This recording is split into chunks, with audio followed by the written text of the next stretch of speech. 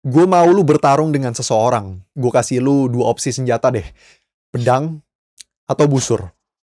Lu pilih mana? Pedang atau busur? Senjata yang bisa bantu lu untuk lawan seseorang inilah. Lu pilih mana? Kalau lu tanya gue pilih kabur.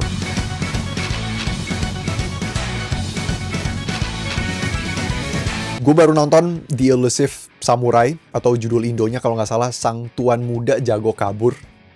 Sebuah anime dengan protagonis yang ya jago kabur gitu. Tapi dia bukan maling ya. Sang protagonis Tokiyuki Hojo menggunakan kemampuan kaburnya untuk main-main dan bertarung. Bertarung dengan cukup kejam. Apalagi tidak gue sangka anime ini menyajikan pertarungan-pertarungan yang cukup gore. Karena menit-menit awal episode 1 tuh rasanya ini anime bakal teralala banget kan. Ceritanya bakal cerah gitu. Dibuka dengan Tokiyuki yang main kejar-kejaran. Abis itu dia ketemu pendeta kocak itu. Abis itu dia ketemu abangnya yang lagi main bola. Bolanya mental ke atap rumah, jatuh, terus jadi kepala orang. Abis lihat itu, kata gue, anjing ini tipe anime yang gak berbanding sama dengan judul, sinopsis, poster, visual, trailer. Ya, dari yang dikenalinnya. Tapi bedanya anime ini tuh matahinnya sejak awal dan secara... Kayak kalau lu lagi sendiri di rumah, terus di ujung mata lu ngeliat ada yang sekelebat lewat.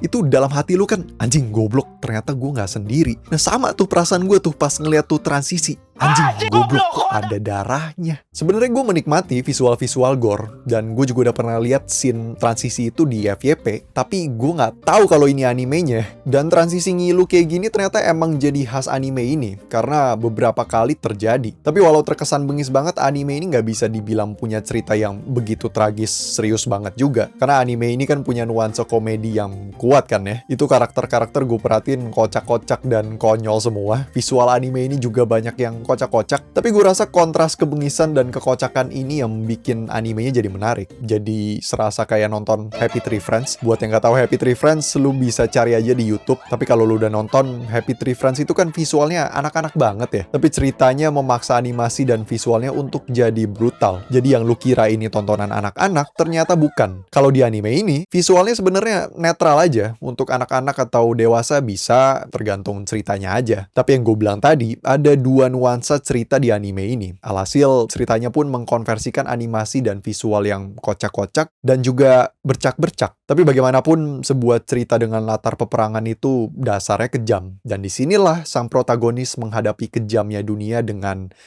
kabur. Menarik banget ya, di antara kekuatan atau kemampuan yang ada di dunia ini, si bocah pilih untuk jago kabur. Itu kalau dalam game ya, kalau misalnya kita naikin poin atau level karakter kita, skill kemampuan karakter kita, itu antara agility atau speed atau stamina-nya tuh dimentokin tuh pasti. Balik lagi, mana setiap kabur, sang protagonis tuh selalu terlihat bahagia dan bergairah gitu ya. Momen kabur Tokiyuki favorit gue itu di episode 1, waktu Tokiyuki dikabulin keinginannya oleh si pendeta untuk mengakhiri hidupnya. Dia didorong dari tebing ke tumpukan pasukan lawan, tapi di detik-detik akhir, Tokiyuki ternyata nggak mau mati. Dia pun diserbu para pasukan dan melawannya dengan kabur. Kabur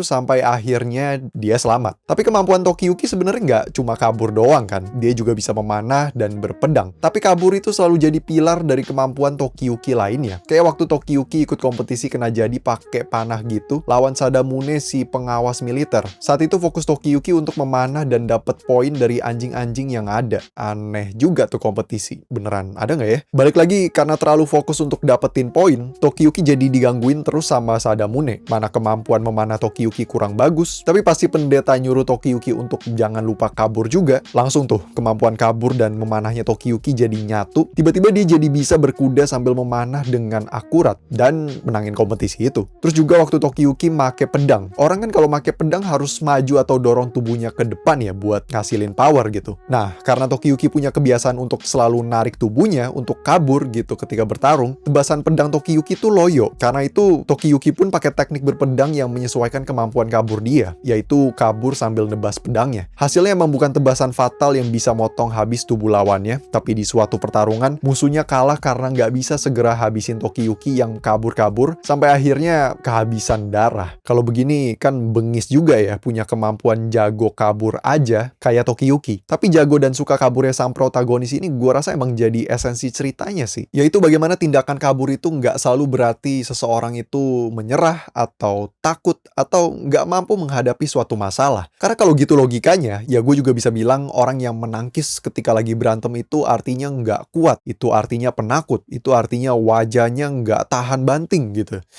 Mike Tyson pun nangkis, Pak. Ini gue geser dikit ya. Lu tahu nggak sih orang-orang yang bilang kalau kita mudah flinch, kita yang lihat gerakan dikit geter gitu, itu artinya kita penakut. Kalau kata gue mah itu artinya kita punya refleks dan insting yang kuat. Gue mending jadi orang yang mudah flinch, yang gue rasa emang iya, daripada kejadian suatu momen di mana gue ditonjok orang, tapi gue nggak nangkis, hanya karena gue ragu nih orang kayaknya nggak mau nonjok gue deh. Dan gue berpikir, aduh nih kalau nih orang bener ternyata nggak mau nonjok gue, dan gue udah keburu begini nih. Aduh, ntar kalau ada yang ngeliat gue dikira penakut lagi, gue dikira banci lagi. Ya, balik lagi mengenai tindakan kaburnya si Tokiyuki. Poin gue, di saat lu kabur, gak selalu berarti lu tuh kabur dari masa lalu atau gak mau ngadepin masa lalu. Kagak. Kabur tuh harusnya jadi kata yang netral, tapi banyak orang yang mandang kata ini sebagai negatif. Dan banyak juga yang mandang kata ini sebagai kata sifat. Sifat manusia yang buruk daripada sebuah cara atau metode atau teknik yang bisa bantu manusia menghadapi masalahnya. Hidup ini tuh nggak selurus lu jalan ke depan mulu. Kadangkala lu harus mundur 1, 2, 3 petak untuk akhirnya lu bisa maju lebih jauh lagi gitu. Ya ibarat olahraga lompat jauh lah. Tuh mereka bukan 1, 2, 3 petak, malah itu berapa ratus meter itu kalau nggak salah. Tapi kan tujuannya biar mereka bisa dapat momentum untuk ya melompat lebih jauh lagi. Atau kan kadang lu harus menjauh dulu dari tujuan lu hanya karena itu jalan atau jalur satu-satunya. Kayak kalau lu lagi naik kendaraan di 2 jalanan, 2 jalur gitu yang dibatasin. Misal destinasi lu lagi di sini, lu udah di sini nih. Destinasi lu persis di seberang lu. Tapi kan yang namanya puter balik itu kan nggak selalu sejajar dengan destinasi atau tempat yang lu tuju kan. Bahkan seringkali jarak antara puteran sama tempat yang lu tuju itu pojok ke pojok, Pak. Iya kan? Jadi, kalau lu lagi ada kerjaan atau tugas, terus lu buntu ide, buntu solusi, buntu pikiran, ya udah tarik diri lu, kabur dulu dari laptop atau kertas-kertasan lu, keluar, jalan kaki atau olahraga, ya pokoknya cari udara lah. Kalau udah, baru balik lagi dengan pekerjaan lu, dengan pikiran yang udah di-refresh. Jadi, kalau hidup lu lagi buntu, nggak apa-apa kok untuk kabur aja dulu. Itu juga tuh, ramenya sih tahun lalu ya, relevannya sampai sekarang